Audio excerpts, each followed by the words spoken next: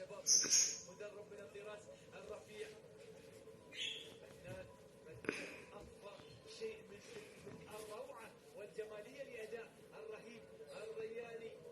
شوف الآن ياسين هذا المدرب أو إحصائي الفريق أيضا تتويج غير مفضل على سليمان سعيد وترشف الروسي تتويج جهة هنا وهناك.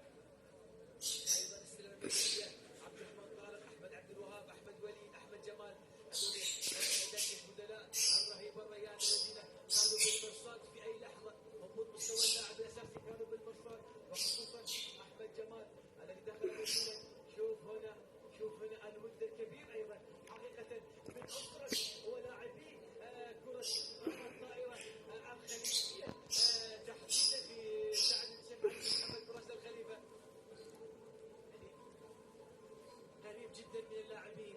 ايضا شوف الحديث المستمر والابتسامه الدائمه مع علي اسحاق الذي له دور كبير وكبير جدا في هذا المدبر. عقل مدبر ومدرب ودكتور نفسي واخصائي طبيعي كل شيء. علي اسحاق مجهود كبير يبذله هذا الشخص للفريق الرياني وللرهيب الرياني. الان شوف $10,000 هذه البدايات العشرة يا سعادة الشيخ علي بن سعود آل ثاني. هذا الفريق يستحق التكريم والاستقبال الحافل.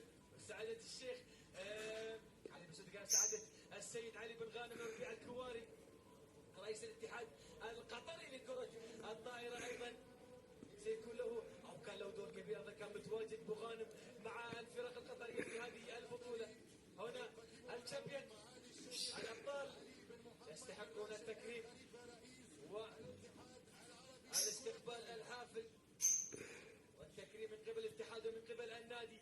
هنا كأس البطولة لسليمان سعيد الكابيتانو سليمان سعيد. نعم، 1 2 3